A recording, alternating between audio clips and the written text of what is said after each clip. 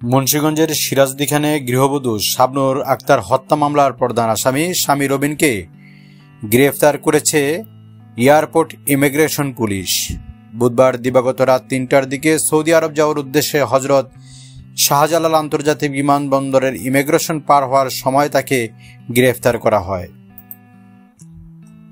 পরে মামলার তদন্তকারী কর্মকর্তা সিরাজদিখান থানার এসআই সুকান্ত বিশ্বাস ও এসআই লোকমান হোসেন অন্যান্য অফিসার্স ফোর্সের সহায়তায় গ্রেপ্তারকৃত আসামি রবিনকে হেফাজতে নেন। ওই দিন সকালে তাকে সিরাজদিখান থানায় আনার পর 7 দিনের রিমান্ড চেয়ে প্রয়োজনীয় পুলিশ প্রহরায় তাকে বিজ্ঞ আদালতে প্রেরণ করেন সিরাজদিখান থানা পুলিশ। সে উপজেলার শেখরনগর ইউনিয়নের গোপালপুর বাহেরচর গ্রামের পিয়ার আলীর ছেলে।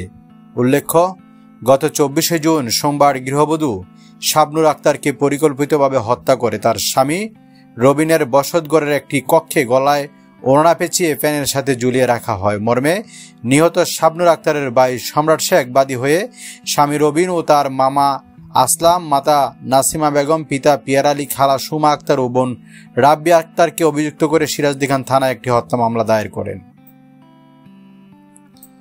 দায়েরকৃত মামলার প্রধান আসামি রবিনকে ইমিগ্রেশন পুলিশের সহায়তায় গ্রেপ্তার করা হলেও অন্যান্য আসামিদের এখনও গ্রেপ্তার করতে পারেনি পুলিশ।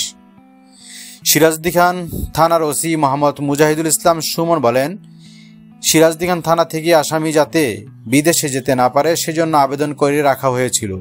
এয়ারপোর্ট কর্তৃপক্ষ তাকে গ্রেপ্তারের পর খবর দিলে সিরাজদিখান থানা পুলিশ গিয়ে তাকে হেফাজতে নিয়ে থানায় নিয়ে আসে।